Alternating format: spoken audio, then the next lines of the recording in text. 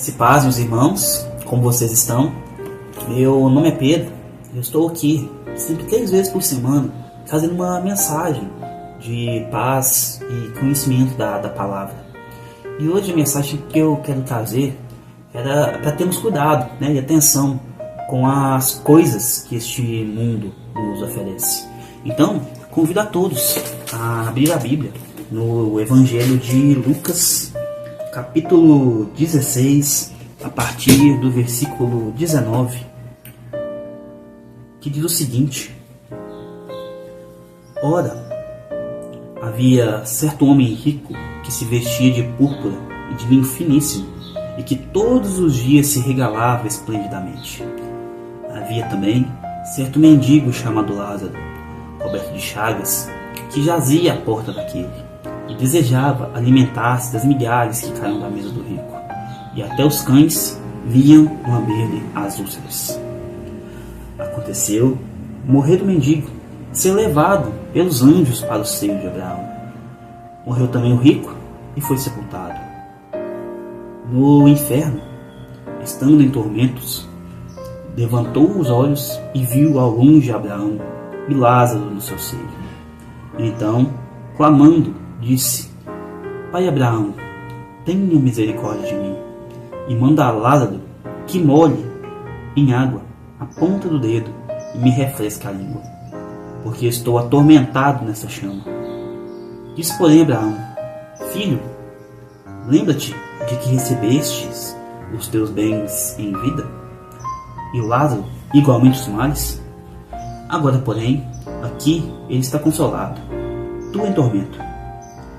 E além de tudo, está posto um grande abismo entre nós e vós, de sorte que os que querem passar daqui para vós, outros não podem, nem nos de lá para nós. Então replicou: Pai, eu te imploro que o mandes à minha casa paterna, porque tenho 5 irmãos, para que lhes dê testemunho, a fim de não virem também para este lugar de tormento. Respondeu Abraão: Eles têm Moisés e os profetas, ouçam-nos. Mas ele insistiu: Não, pai Abraão. Se alguém dentre os mortos for ter com eles, arrepender-se-ão. Porém, ele respondeu: Se não ouvem a Moisés e aos profetas, tampouco se deixarão persuadir, ainda que ressuscite alguém dentre os mortos.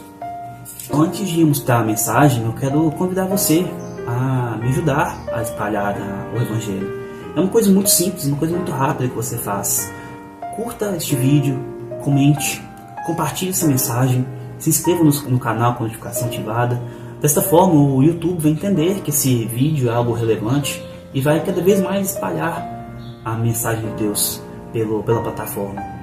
E também quero te convidar a seguir os nossos canais nas redes sociais, os quais vou deixar os links aqui abaixo.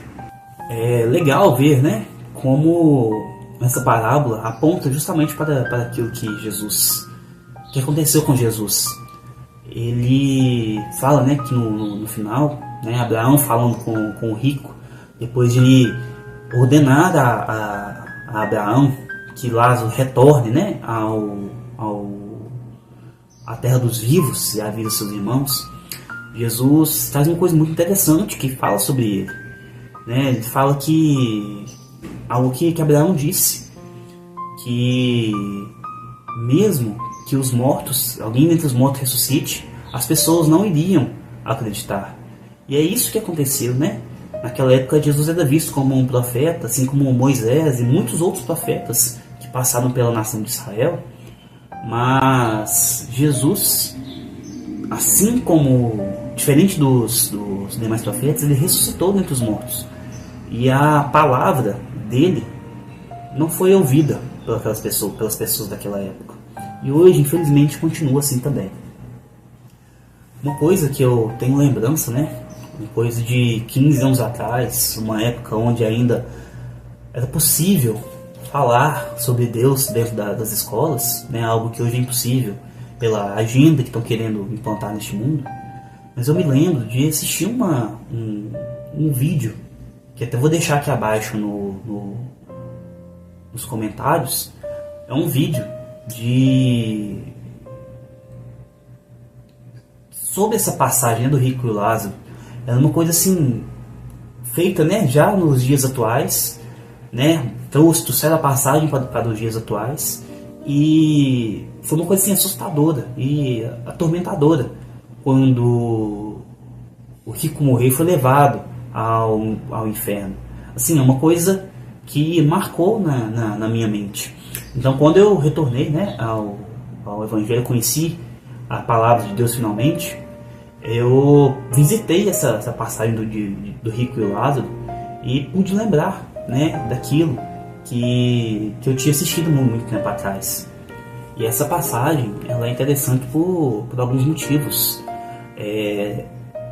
Muitos teólogos creem que não é uma parábola, porque nós temos 3 personagens aqui, né? E Jesus fala que havia um homem rico, havia um mendigo por nome de Lázaro, né? Que ele nomeia Lázaro, coisa que ele não fez em suas outras parábolas.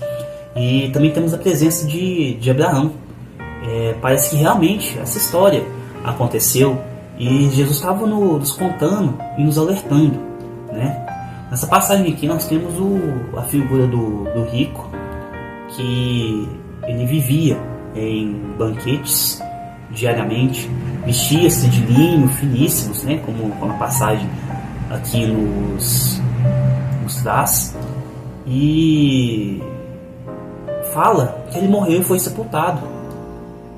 Diferente do que aconteceu com Lázaro, né? Lázaro, nessa passagem aqui, ele é uma antítese da figura do rico. E nos é mostrado, né, nos é falado que Lázaro vivia à beira da mesa do rico, né? E querendo se alimentar apenas das migalhas já lhes satisfazia.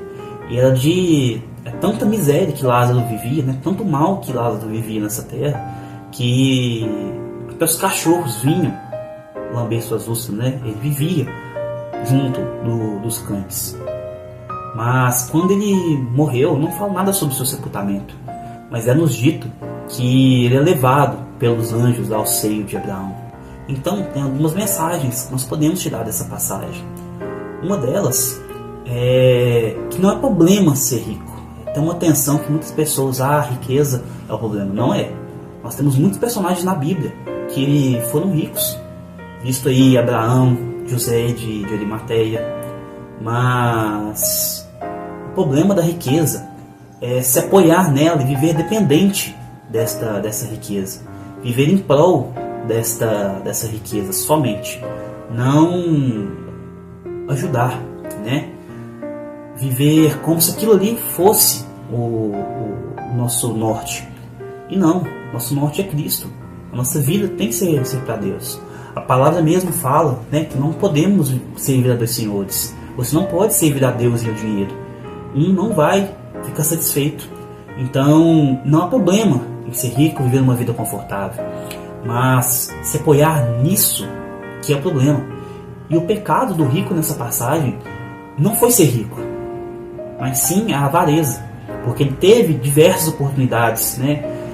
Não deixa claro, mas deixa implícito que ele teve diversas oportunidades de ajudar a Lázaro. E ele não pôde fazer isso. Então, o pecado do rico foi a avareza. E a pobreza de muitos hoje nessa terra, ela não é financeira, ela é espiritual, né? Muitas vezes, as pessoas que têm mais dinheiro, elas vivem uma completa ausência de Deus. Naquele afã de procurar ser rico, procurar quero dinheiro. Elas não procuram ter uma comunhão com Deus.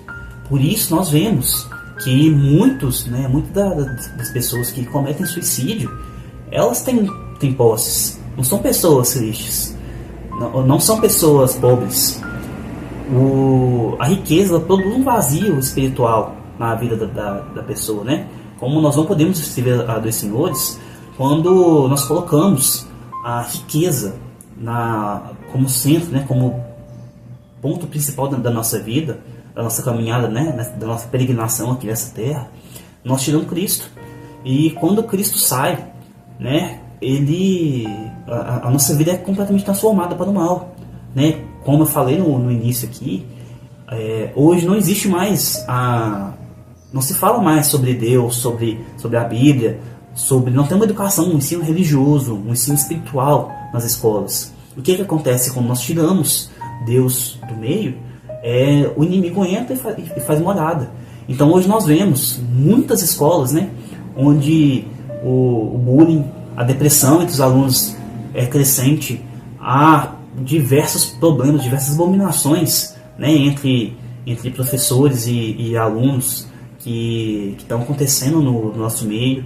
E também vemos homicídios, crimes acontecendo, coisas horrendas realmente dentro das escolas. Então, quando nós tiramos Jesus, nós tiramos Deus da nossa vida, dos ambientes, né, aos quais nós permeamos, é onde o diabo entra e faz a festa. Infelizmente, ele faz o alvoroço que ele quer, não é? Nós, cristãos, nós temos como maior riqueza Jesus.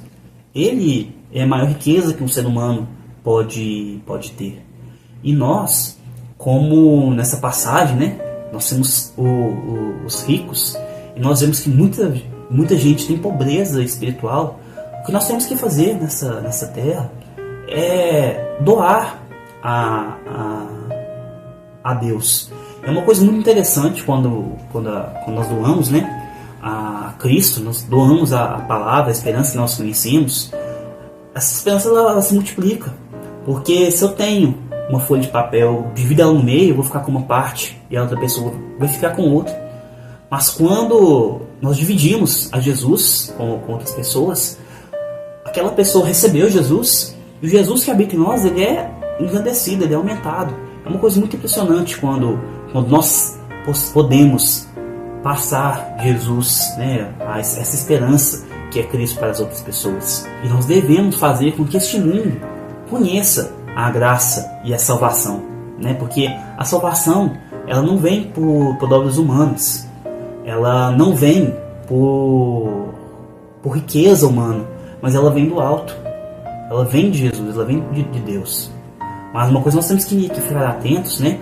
Não é para nós ficarmos de braços cruzados esperando com que Jesus volte, que Ele vai nos levar. Nós temos que ter atenção, porque a fé sem obras, ela é uma fé morta. E se nós vivermos, né, uma fé que ela é morta, quando nós morremos, né, quando nós somos tirados dessa terra, a nossa fé pura e simples em Jesus, sendo que nós não fizemos nada para levar o reino de Deus às pessoas, a nossa fé ela não terá valido de nada. E nós devemos ter muita atenção, né? Porque assim como o rico teve a chance de abençoar a vida de Lázaro e não fez, né, viveu aquilo ali somente para ele, nós que temos, né, conhecemos o Evangelho, conhecemos a Cristo, se nós vivermos isso e não mostrarmos isso às pessoas, às nações, nós corremos o risco de, quando nossa peregrinação terrena se findar, nós sermos jogados no mesmo lugar onde o rico está, né? E de lá haverá choro, ranger de dentes, tormento, um fogo que arde, e nisso não haveremos de sair daquele lugar, né? Haverá um abismo entre o inferno e o seio de Abraão, entre o lago de fogo e enxofre e os céus. Mas acho que o maior tormento vai ser ver, né, estar naquele lugar, olhar para o alto e ver as pessoas tranquilas, as pessoas, né, conversando com Jesus. Pensa só um segundo nisso.